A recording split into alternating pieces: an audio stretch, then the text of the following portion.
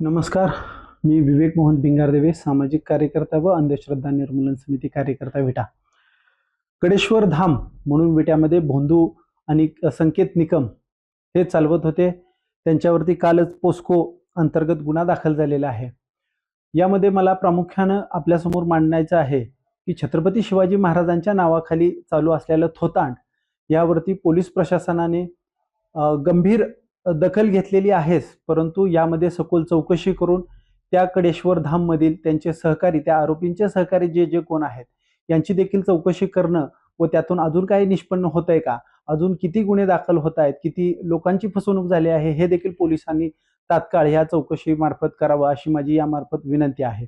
मुख्य विनंती जी आहे ते महाराष्ट्र राज्याचे मुख्यमंत्री देवेंद्र फडणवीस साहेब आहेत. यांना या माध्यमातून SIT स्थापन करून आपण हा जो भोंदू बाबांचा जो प्रकार चालू आहे विट्यामध्ये, अल्पवयीन मुलींचं शोषण असेल, त्यांना आर्थिक फसवणूक असेल, त्यांना भीती घालून असेल, त्यांना जे काय अघोरी विद्यांची जी भीती घालून त्यांचं जे शोषण होत आहे हे सगळं थांबवण्यासाठी ह्या संपूर्ण प्रकाराचा सखोल तपास होण्यासाठी SIT स्थापन झाली पाहिजे.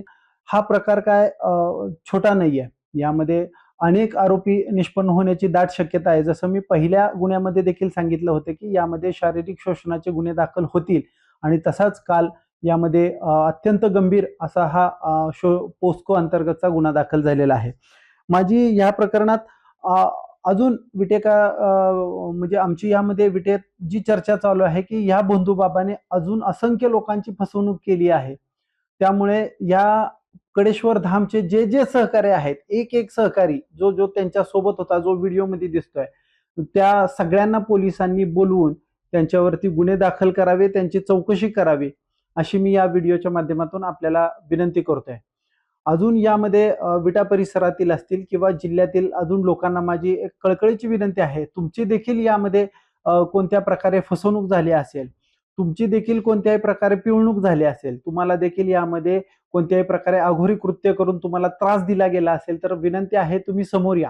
विटा पोलिसांशी किंवा आमच्या टीमशी, अंधश्रद्धा निर्मूलन समितीच्या टीमच्या कार्यकर्त्यांची आपण भेट घ्या.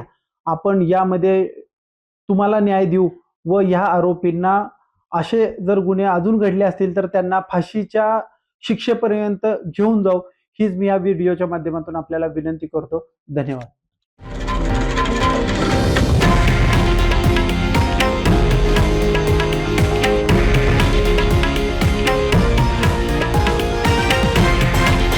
हे आहे देशातील नंबर 1 न्यूज नेटवर्क आणि आपण पाहत आहात TV9 मराठी, एकमेव.